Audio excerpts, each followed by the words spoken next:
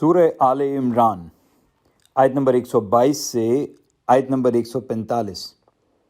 اعوذ باللہ من الشیطان الرجیم، بسم اللہ الرحمن الرحیم۔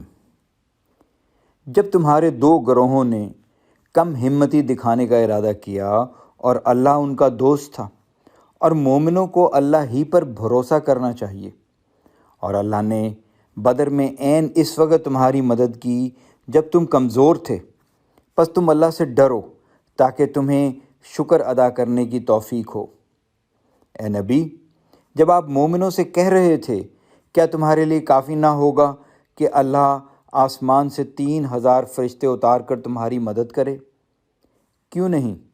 اگر تم صبر کرو اور اللہ سے ڈرتے رہو اور دشمن تم پر فوراً چڑھ آئے تو اسی لمحے تمہارا رب 5000 فرشتوں سے تمہاری مدد کرے گا جن کے خاص نشان لگے ہوں گے، اور اللہ نے اسے تمہارے لیے خوشخبری بنا دیا تاکہ اس سے تمہارے دلوں کو تسلی ہو، اور مدد تو اللہ ہی کی طرف سے ہوتی ہے جو بہت زبردست نہایت حکمت والا ہے۔ اللہ کا مقصد یہ تھا کہ وہ کافروں کے ایک گروہ کو ہلاک کر دے یا انہیں ذلیل کر دے، پھر وہ نامراد ہو کر لوٹ جائیں۔ اے نبی، آپ کا اس معاملے میں کچھ اختیار نہیں، اللہ چاہے تو ان کی توبہ قبول کرے، چاہے تو انہیں عذاب دے، کیونکہ وہ ظالم ہیں۔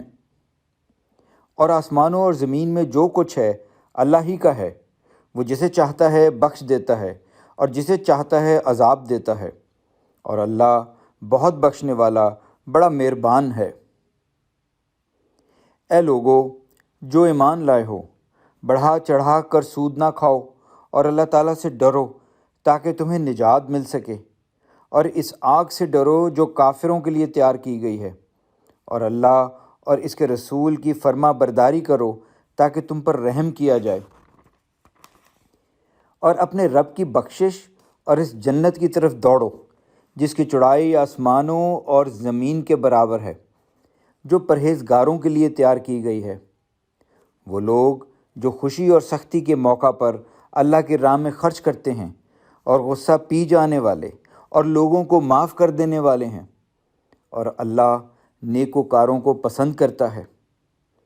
اور وہ لوگ جب کوئی برا کام کر بیٹھتے ہیں یا اپنے آپ پر ظلم کر گزرتے ہیں تو اللہ کو یاد کرتے اور اپنے گناہوں کی بخشش مانگتے ہیں، اور اللہ کے سوا کون گناہوں کو بخشتا ہے، اور وہ اپنے کیے پر جان بوجھ کر اصرار نہیں کرتے۔ وہی لوگ ہیں جن کا بدلہ ان کے رب کی طرف سے بخشش اور جنت کے باغ ہیں جن کے نیچے نہریں بہتی ہیں، وہ ان باغوں میں ہمیشہ رہیں گے، اور عمل کرنے والوں کے لیے اللہ کے ہاں اچھا اجر ہے۔ تم سے پہلے بھی ایسے واقعات گزر چکے ہیں، چنانچہ تم زمین میں چل پھر کر دیکھو کہ نبیوں کو جھٹلانے والوں کا انجام کیا ہوا۔ یہ قرآن لوگوں کے لیے وضاحت اور پرہیزگاروں کے لیے ہدایت اور نصیحت ہے۔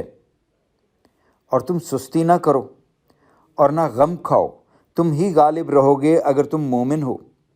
اگر تمہیں احد میں زخم لگے ہیں تو ایسے ہی زخم بدر میں کافروں کو بھی لگ چکے ہیں۔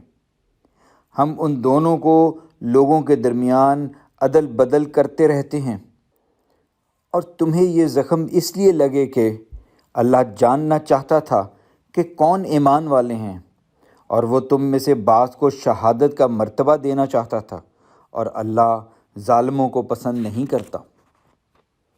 اور ایک وجہ یہ تھی کہ اللہ ایمان والوں کو پاک صاف کر دینا اور کافروں کو مٹا دینا چاہتا تھا۔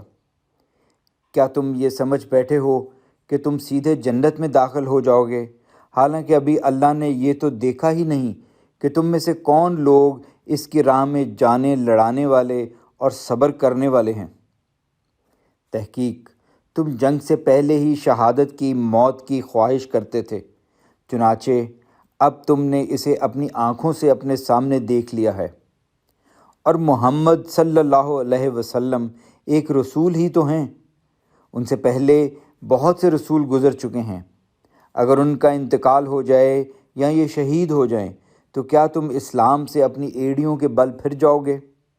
اور جو کوئی اپنی ایڑیوں کے بل پھر جائے تو وہ اللہ کا کچھ بھی بگاڑ نہ سکے گا، اور اللہ شکر ادا کرنے والوں کو اچھی جزا دے گا۔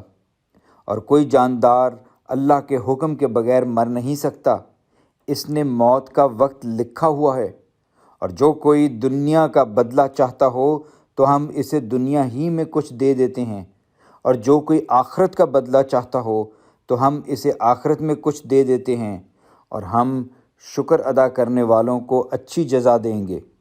الحمدللہ۔